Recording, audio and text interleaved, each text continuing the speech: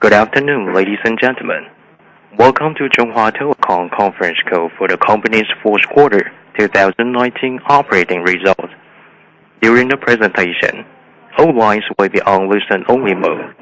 When the briefing is finished, directions for submitting your questions will be given in the question and answer session.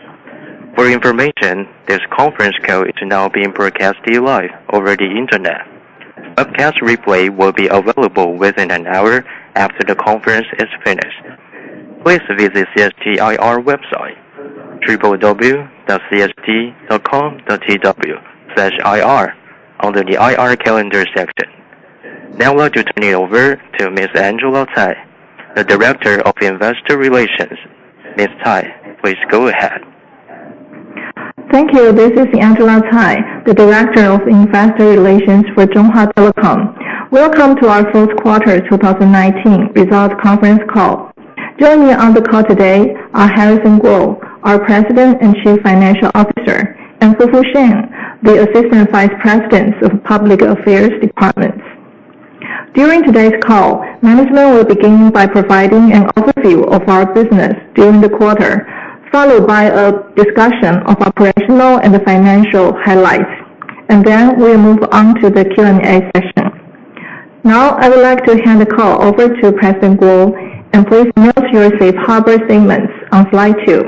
President, please go ahead.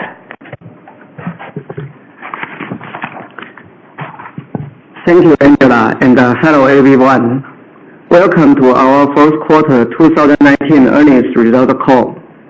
During the fourth quarter of 2019, we were pleased to maintain our leading market position as we experienced mobile revenue and subscriber growth increased to 36.5% and 37.9% respectively, which we believe provides a solid foundation for the upcoming 5G service deployment.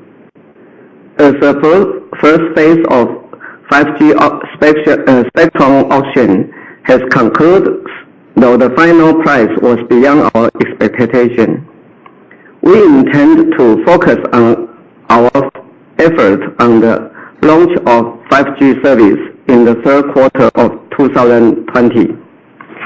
In our broadband business, we continued to experience a modest subscriber loss during the quarter, mainly due to ongoing mobile internet substitution and cable competition. However, we are still encouraged that existing broadband subscribers continue to migrate to higher speed services, resulting in an incremental increase to our ARPU. For the fourth quarter, our number of MOD subscribers were 2.08 million, and the revenue also increased year-over-year, attributable to our successful strategy of providing viewers better quality content. In addition, since we rolled out tiered pricing channel packages for subscribers to freely choose channels this past September, we were pleased to report that our highest priced package remained the most popular. We believe this will help strengthen our overall MOD business performance in 2020. In our ICT business, both enterprise customer revenue and ICT revenue continue to increase year-over-year due to our new business deployment efforts. Additionally, our focus on enhancing ICT project margin by increasing self-developed services and strengthening large project management capabilities also paid off in 2019. As our portion of enterprise customer revenue continued to increase, we will also continue this strategy in 2020 to further drive overall ICT performance. Now, allow me to walk you through each of our business lines, On slide 5 is some updates on our mobile business.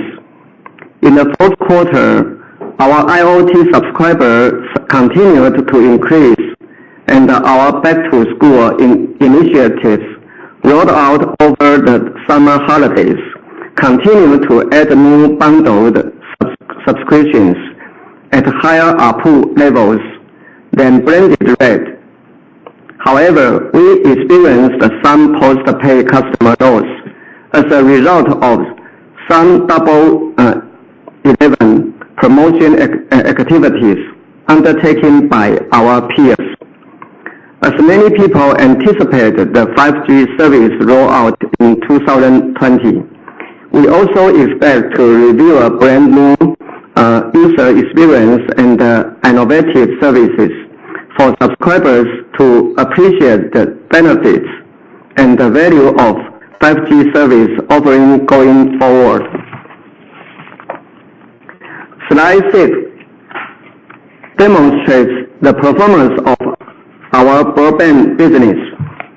In the fourth quarter of 2019, the number of total broadband subscribers decreased slightly year-over-year.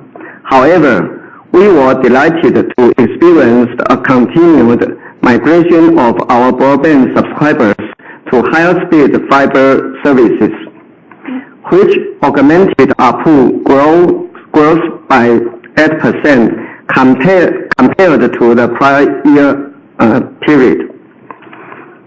Our number of users signed up for plans with connection speeds of 100 megabits per second or higher increased by 11.3% to 1.58 million from the prior year, and the number of subscribers signing up for connection speeds of 300 megabits per second or higher increased by 103% from the prior year.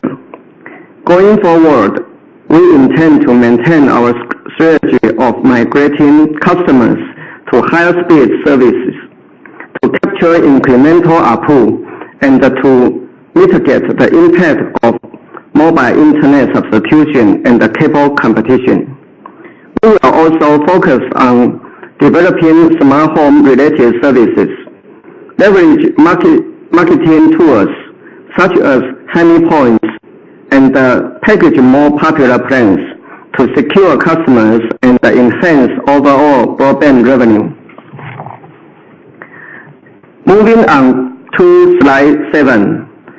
We are pleased to report robust performance in our IPTV business.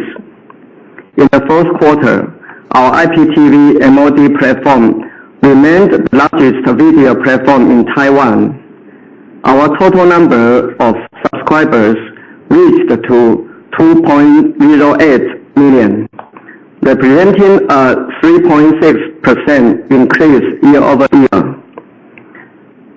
We remain confident in the trajectory of our IPTV business and measured by subscribers and revenue growth. During the quarter, overall IPTV revenue grew by 10.6% year-over-year, and the VOD revenue continued to increase in spite of this small decrease in SVOD subscriptions. Channel subscription revenue continued to increase thanks to free-to-choose channel packages that continued to result in customer upsales as well as enhanced overall ARPU. Going forward, we plan to leverage popular sports events such as the upcoming Tokyo Olympic Games this summer.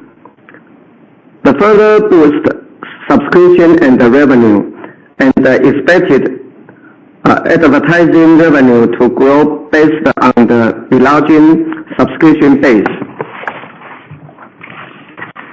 Please turn to slide 8 for an update of our ICT initiatives. In the fourth quarter of 2019, Overall ICT revenue increased year-over-year due to the recognition of revenue from some large projects regarding smart surveillance, data center, and big data analysis. The accumulated revenue for year 2019 also got back to the growth trajectory on a year-over-year comparison basis, which we expect to grow further in 2020.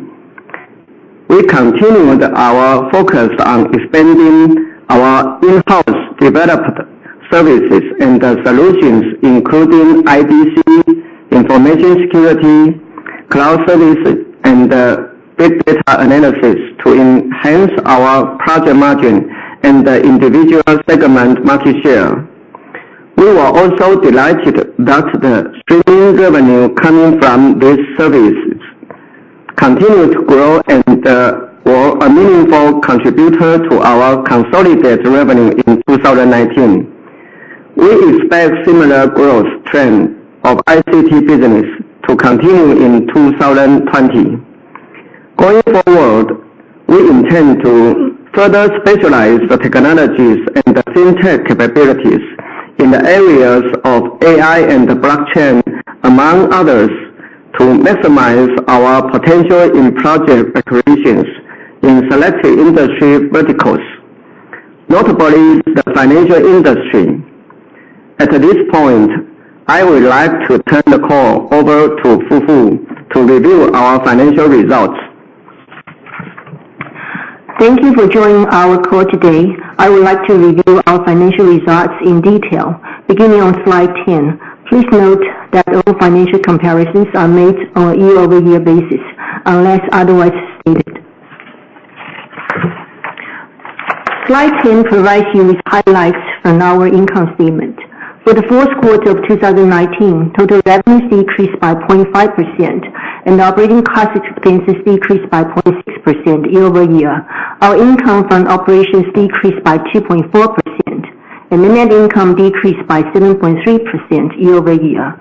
In addition, EBITDA margin increased 120 basis points to 34% in the fourth quarter from 32.8% in the same period of 2018. Please refer to slide 11 for a revenue breakdown by business segment.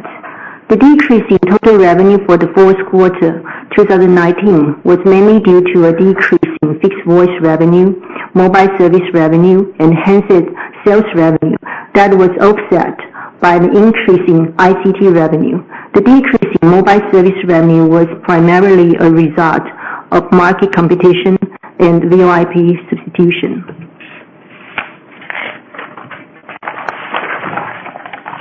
Moving on to slide 12, our operating cost expenses decreased by 0.26 billion NT dollars or 0.6% year-over-year in the fourth quarter, mainly due to lower interconnection costs.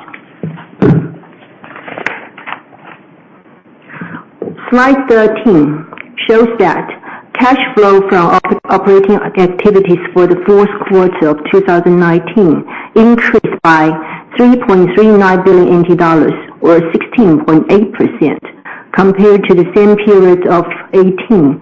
This was mainly due to the decrease of accounts receivable. As of December 31st, 2019, we had 34.07 billion NT dollars of cash and cash equivalents.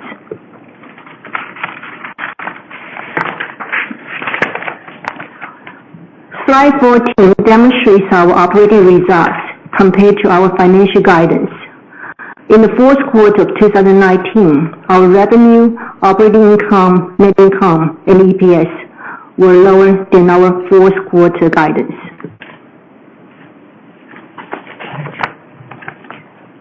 Now moving on to slide 15, which shows our 2020 consolidated guidance. Our total revenue for 2020 is expected to increase by 3.2% to 3.7% to 214.1 to 215.29 billion NT dollars. The increase in revenue is expected expected to come from the expansion of enterprise ICT business, internet value-added service, handset sales, and MOD service, which is an offset to the decrease in voice revenue and mobile service revenue. Operating cost expenses for 2020 are expected to increase by 5.3 to 5.5% to 175.51 to 175.83 billion NT dollars due to the increase in ICT project costs, cost of goods sold, and depreciation expense in 5G equipment and amortization expense for 5G concession. Given this projection, we expect a 1 to 5.7% year-over-year decrease in EPS.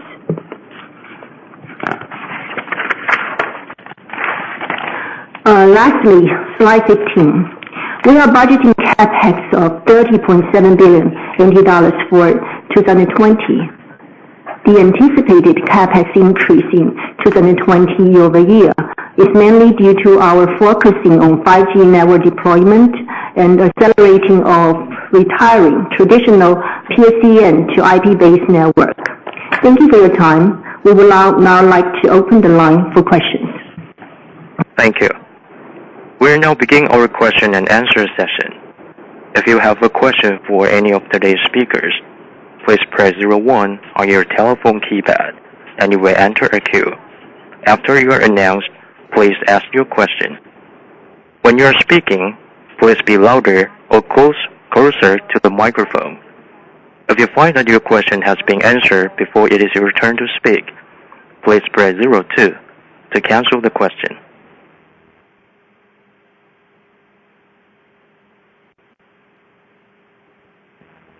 Our first question is coming from Peter Milliken, Deutsche Bank. Go ahead, please. Yeah, hi, good afternoon. My question is about the auction. The pricing got very high. Why do you think it got so hot?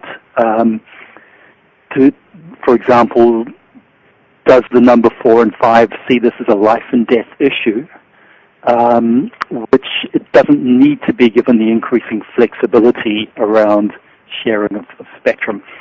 And the second question is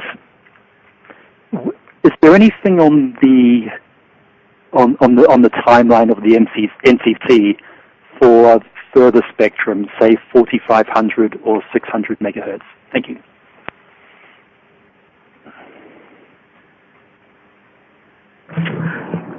For your first question about why the auction price for the first stage went so high, I think we really have no comment on this. Okay. As for the timeline for the rest of the spectrum, currently we don't have any idea at the moment. Sorry. All right. Thank you. Thank you.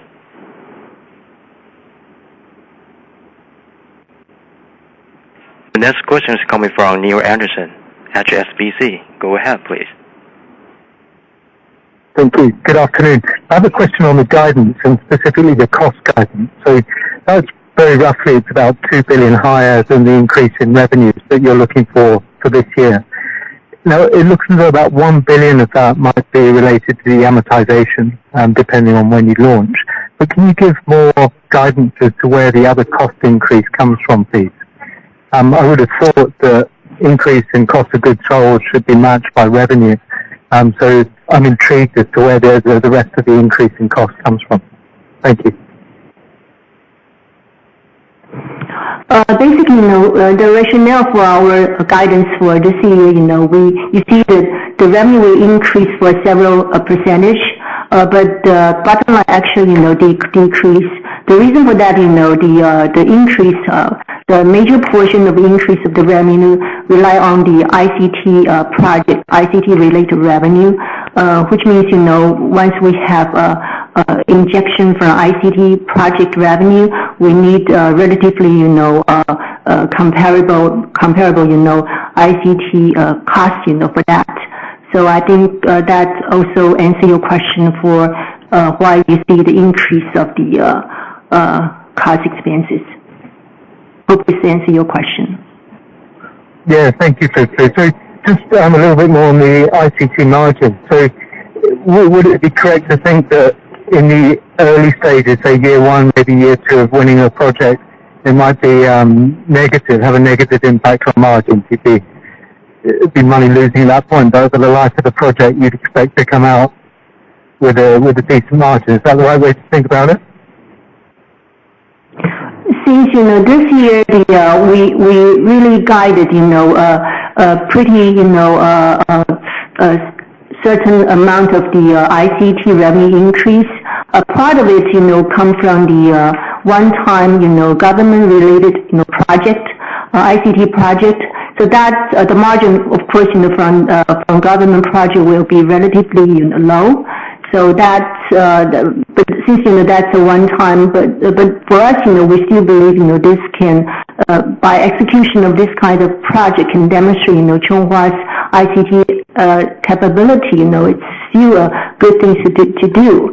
So this anyway, any project we accept, we acquire, should be profitable. It's just depending on how low the margin is, but still we got margin, so it won't have any negative impact for sure.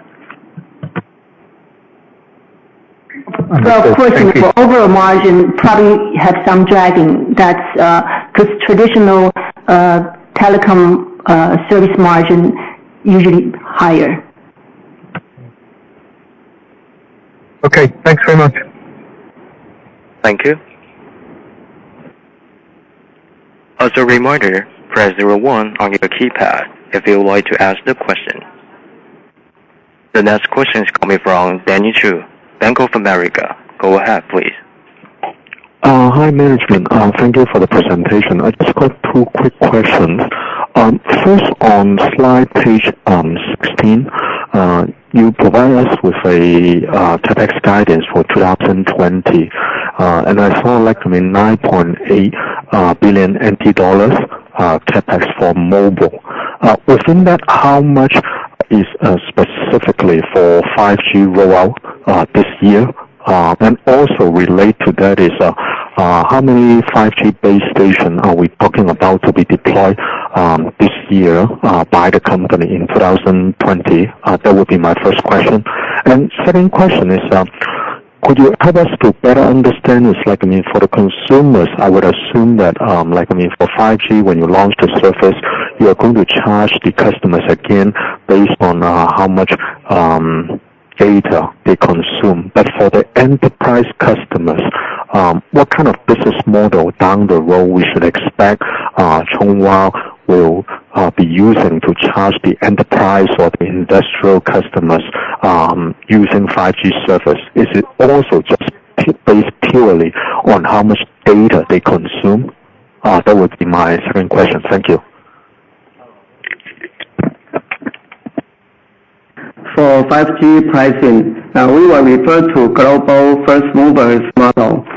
Further 5G application scenarios, our customer demand to create customer value as our goal. However, we all know that 5G application is diversified, as its pricing structure is not comparative to that of 4G. As for the CapEx, for mobile this year, as you mentioned about, 9.8 billion, that's for the overall mobile CapEx this year, but roughly more than 70% will be spent on the 5G network deployment. As for the number of base station, I think the regulator have some kind of requirement for that. But for us right now, I think we have no comment on that. How many we're going to deploy? Sorry. Okay, thank you. Thank you. The next question is coming from Jeff Shi, Sinopac Securities. Go ahead, please. Good afternoon, and thanks for giving me the chance to ask question. And I have two questions. My first question is about, could you give us about the reason why the fourth quarter's result is below expectation? Is that mainly from the competition on about the mobile service, or do we have are there any other reasons? So this is the first question, and my second question is about the 5G. When we if we I just want to know what kind of the revenue can only come from the 5G, and this kind of the revenue how long this kind of the revenue can provide or give us the profit? Thank you. For your first question, why 4G? Why the reason for a fourth quarter outperformance below the expectation? I think of course, for the quarterly, guidance for last year, I think basically, the reason for our performance below the guidance is firstly is the iPhone handset bundle plan sales and our subsidiary handset sales, as well as the government's related ICT project revenue recognition were not as expected. I think that's were the major reasons for that. As for the second question, what kind of revenue can only come from 5G? I think 5G, like we mentioned, it's 5G going to be very the application going to be quite different from that of 4G. I think we still try to figure out the what's for the enterprise side or the consumer side, what kind of application can really make value for our customers. I think this is something we're still trying to work on. Thank you, sir. I just only one follow-up question. Could you give us about your dividend policy expectation? Because right now the option is very high, and so could you give us about some color about your dividend policy? Will change in the policy in the future? Thank you. As usual, our dividend, we review on a yearly basis. So I think, even we give the kind of lower guidance, for this year, how much the payout ratio, what the payout ratio will be, still need to, see what the board, the final decision in the beginning of next year. I think we really have no comment at this early stage. Thank you, sir. Thank you. The next question is coming from Billy Lee, Credit Suisse. Go ahead, please. Good afternoon, management. Thank you for the opportunity. So I have three questions. The first question is, can I know what's your view on Taiwan Star's bidding strategy? Like with its 40 megahertz, basically means we will see an increase in competitive intensity going forward in the 5G era. This is the first question. And the second question is about the phase 2 auction. So we know we have done the phase 1. So what do you think the outcome will be like in phase 2? Are we going to bid again? What's the likelihood that we'll bid further, in your opinion? And last question is on the ARPU outlook in general going into 2020. So last year, we have been seeing a decline in ARPU for some time, right? So are we going to have any chance to see an improvement in ARPU outlook? And why do you think so? Thank you. The 5G spectrum second phase location-based auction date has already set by NCC in the afternoon of February 21st, which means if the letter of intent supposedly submitted by 4 bidders in the morning of 21st could not resolve the location issue, then we need to enter into the second phase auction. For Chunghwa Telecom, we are always open for 5G bandwidth and the network sharing as well as roaming mechanism. So we are flexible for cooperation among operators and would be pleased to see location issue be finalized in the morning of 21st. As for your third question, I think for ARPU, since 5G, we plan to roll out 5G service in the third quarter this year. So in the first half year, we believe that the 4G service, mobile service competition will continue, even it's a bit, compared with the last several quarters. But the ARPU, since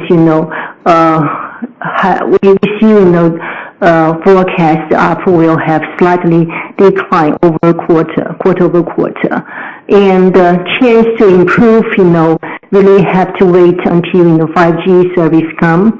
But the reason why you ask, of course, we would like to see some new service for 5G, the pricing strategy in the future, and the new application, we still have to wait to see. Currently, we really have no special kind of specific comment on that. But for your first question about the bidding strategy, 50 megahertz. I'm not sure about 50 megahertz. Currently, we acquire 90 megahertz, and some of the peers they acquire 60, 40. For Chunghwa, we acquire 90. And 90 currently, it's with currently, we actually have discussion with our vendors, potential vendors, and we have in-house, labs, have internal, research people all together. For 90% currently, all the equipment, everything, currently, can support. So it's no problem for the future deployment. So I think that's pretty much the current situation. I don't know, is this your first question, or you want to re-say that? I actually, my question is, do you think Taiwan Star's entrance will actually increase the competitive intensity in the industry overall? Because in the past, we mainly have the three Chunghwa Telecom, Taiwan Mobile, and Far EasTone, right? Given that Taiwan Star this time has acquired 40 megahertz, do you think that would change the landscape of the competition structure? Actually, it's still too early to say, because the rationale for 5G section, auction, from the regulator side, they would like to see the operator can really cooperate together, to build overall, network for the country. And for, of course, there's still a lot of things, need to get it done, before the second phase or, after second phase kind of auction. So that's a lot of things, unknown at the moment. So I think everything is still too early to say. Okay, got it. And one follow-up question on the ARPU outlook in general. So why do you think the ARPU in 4G will continue to decline? Are you seeing increasing competitive intensity across the industry? Because in the past, you talk about the 499 plan has kind of been like stop rolling out anymore, stop. So any color on why do you think it's still going to have a decline in ARPU? Of course, the 499, we try not to, reoffer this 499 offering again. But in this market, I think our peers, they continue to have some kind of periodically, have some kind of campaign, introducing in the market. Sometimes we need to fight back, but most of the time, we would like to maintain, good level kind of ARPU.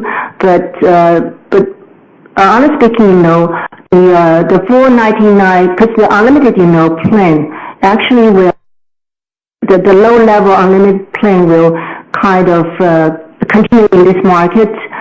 So we try to maintain our high ARPU customers, try to be more successfully. So that's something we have to do. And if for the overall speaking, if you look the quarterly kind of performance, probably from starting from 2 quarters before, previous 2 quarters, the decline rate, started to decelerate. Okay, so it's getting better and better.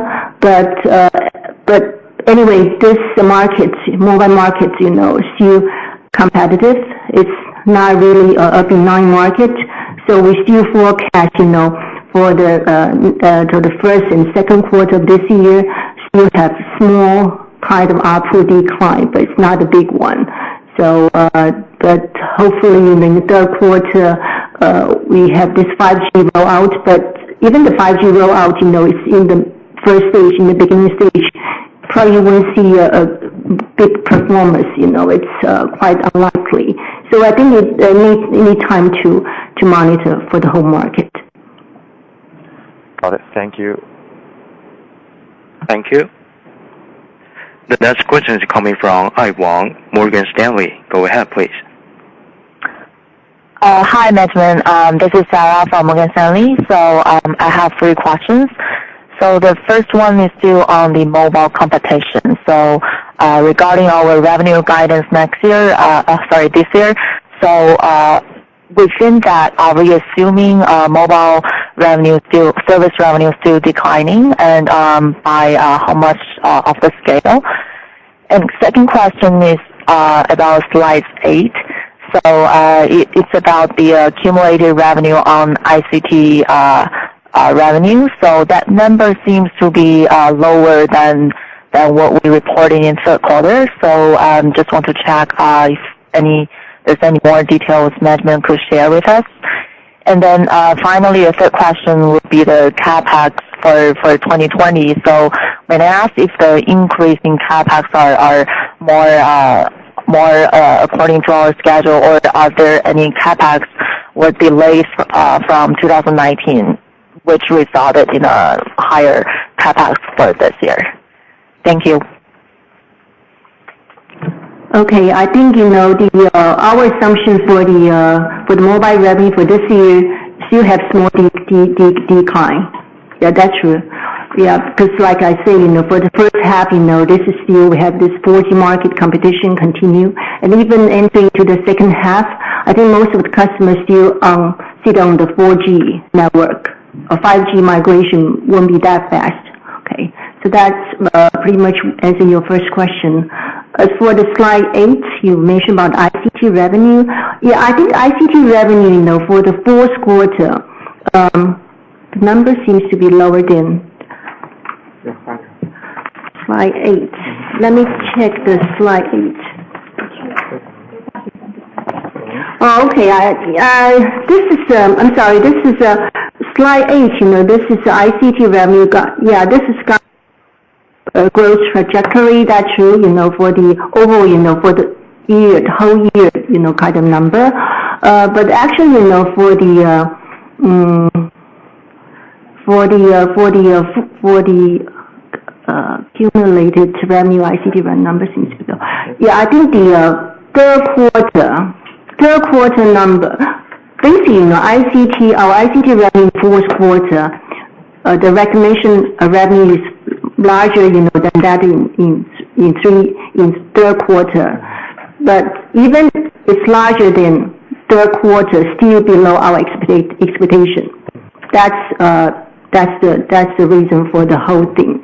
That's why when somebody asked about fourth quarter guidance, why our performance below guidance, one of the reasons is ICT revenue recognition is below our guidance. But even the recognition number is higher than that in third quarter.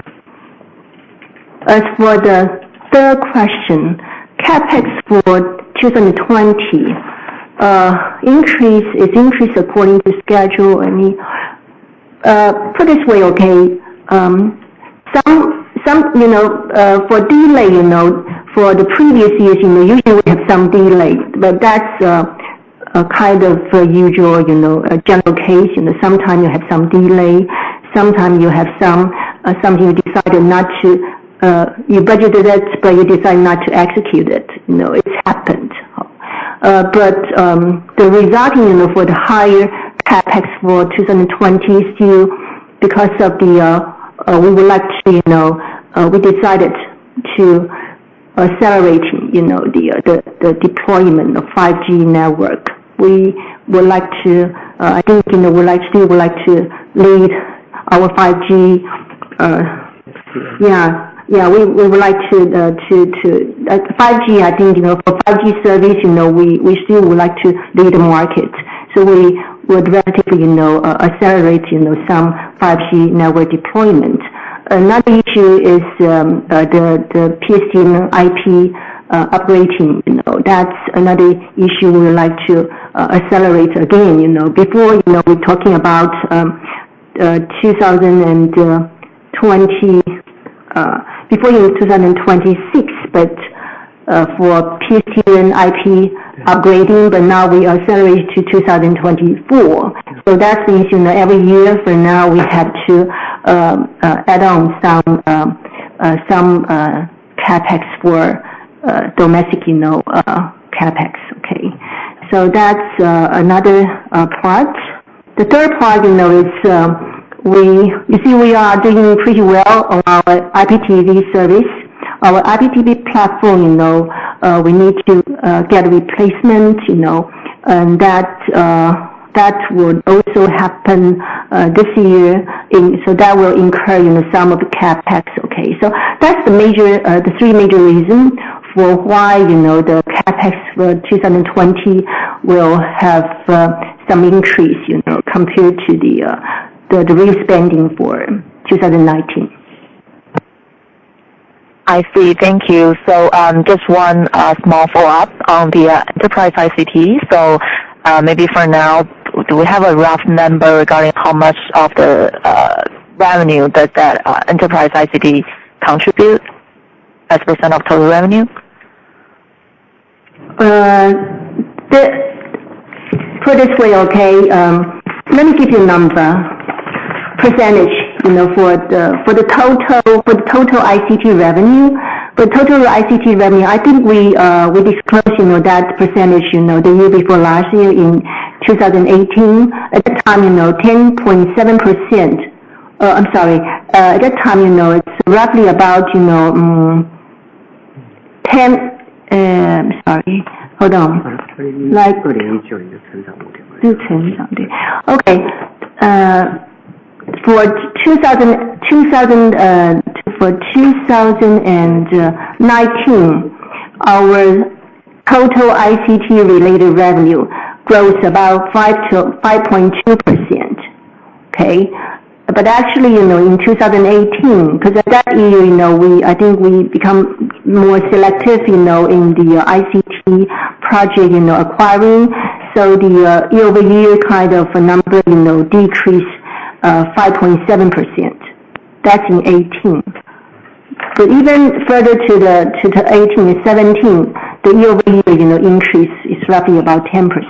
So that's why we mentioned about, we would like to see our ICT related, revenue get back to the growth trajectory, this year, including, we have some major government, related, ICT project will get recognized, this year. So the overall growth part of it will be on ICT. Yeah.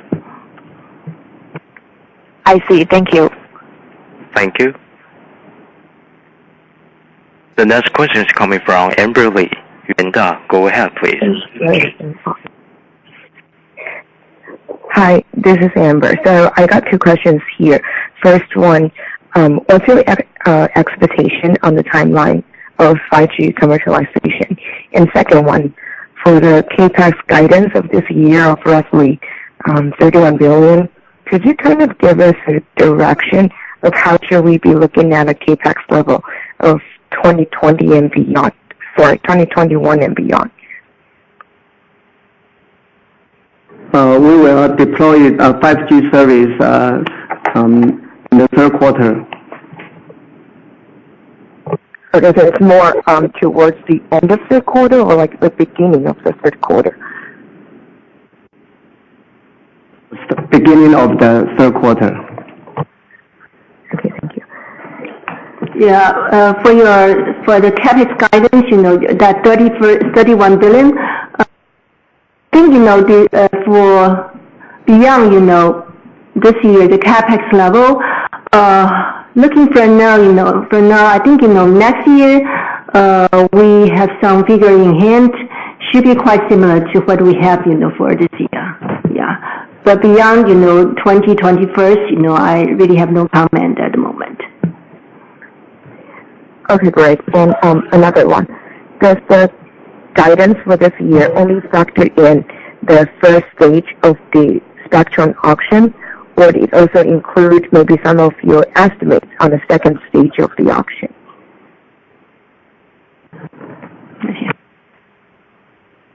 Our guidance is based on the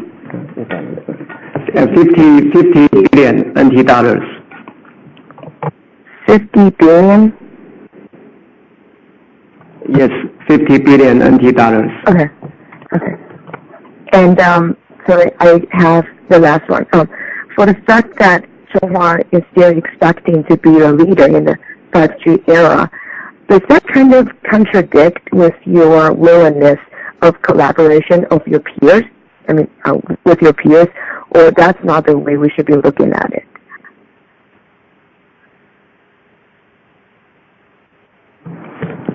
As we mentioned, we always open, for the cooperation, no matter, the network sharing, bandwidth sharing, or roaming, this kind of mechanism. I think this is no contradictory, to any of this. Okay, great. That's all of my questions. Thank you. Thank you. The next question is coming from Shi Yuan, Goldman Sachs. Go ahead, please. Hi, thank you, management. I have 3 questions. First one is regarding our 2020 revenue guidance. So I understand part of our projected growth comes from the 5G handset sales. So excluding that part, could you give us some color on the direction of the service revenue growth into in this year? And my second question is, would service EBITDA margin continue to decline due to the higher growth of ICT business, which has lower EBITDA margin? And my third question is, also in your 2020 guidance, have you factored in the additional revenue and cost of running 5G services, such as the higher electricity cost and higher network maintenance cost? Thank you.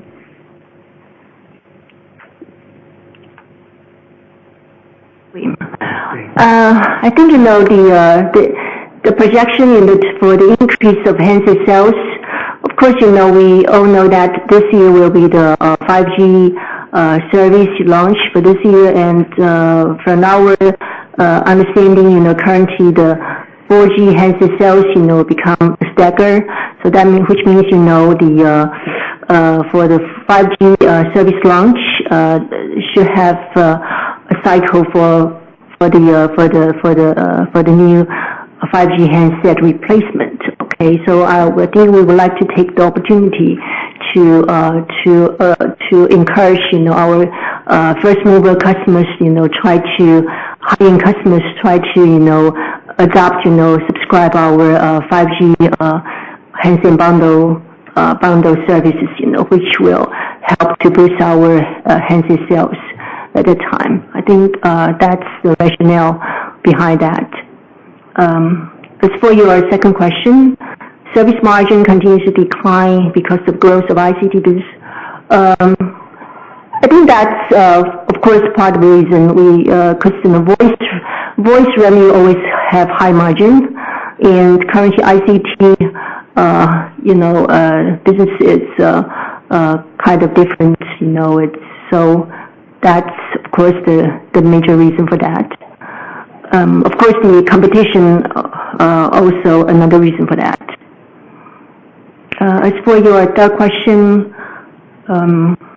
costs for 5G service, of course, our guidance for 2026, we're going to launch our 5G service in the third quarter. So any costs for 5G, like the amortization cost or any other promotional costs, will all together factor into our guidance for sure. Okay, thank you, got it. And follow-up question on 5G as well. So do you expect the pickup speed of 5G subscribers to be similar versus the 4G era, or to take place at a faster speed?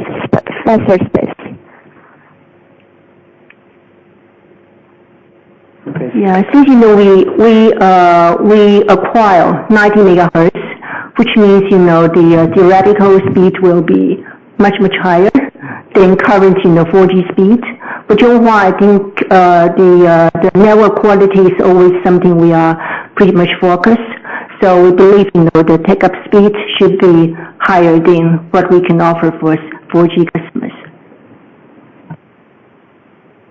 Got it. Thank you very much. Thank you.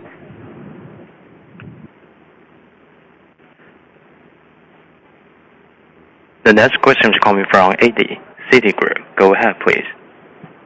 Hello, thanks for taking my questions. I have two questions. So one is that since the 5G will be rolling out in the third quarter, and the contribution from 5G from revenues will not be significant from this year, of course. But do we see, looking forward to 2021, the ARPU will gonna be worldwide growth will gonna stabilize or be slightly up during a full year of the 5G contribution from the revenue side on driving the ARPU? This is the first question. And the second question is that regarding the adoption of the 5G networks roll out since this year, do we expect the non-standalone solution or standalone solution for the 5G base station this year and the years going forward? And what's the potential impact of switching from both of which and the impact? Thanks. Of course, we would like to see ARPU will get stabilized, or up, during the full year 5G contribution. But of course, this is a scenario we'd like to see, but currently, it's still kind of too early to really give any comment. So it's all depending on the later, adoption, migration, kind of situation. So we have no comment on your question. And as for the second question, I think in the first phase we adopt, non-standalone kind of approach to deploy our 5G network. So that's the original thinking. We will deploy this way. So the impact of switching, I'm not sure about your question about the impact of switching. Could you elaborate that part?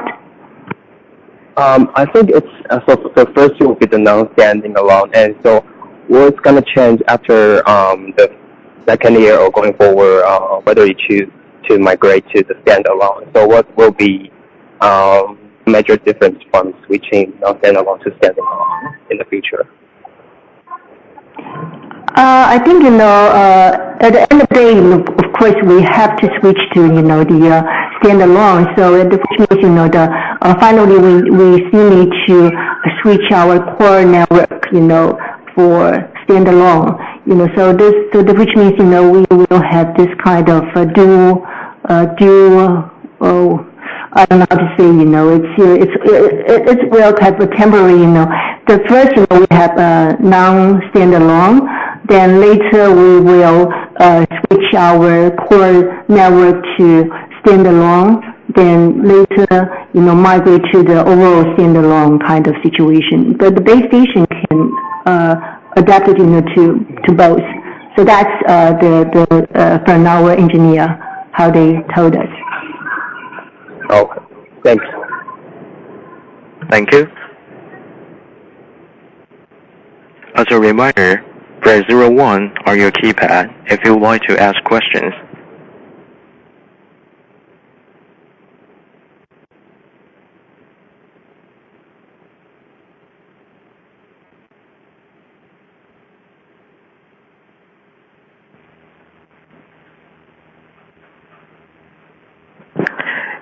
If there's no further questions, I will turn it back over to President Guo. Go ahead, please.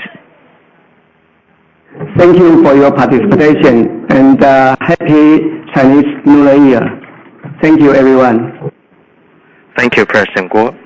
Thank you for your participation in Chunghwa Telecom's conference. There will be a webcast replay within an hour.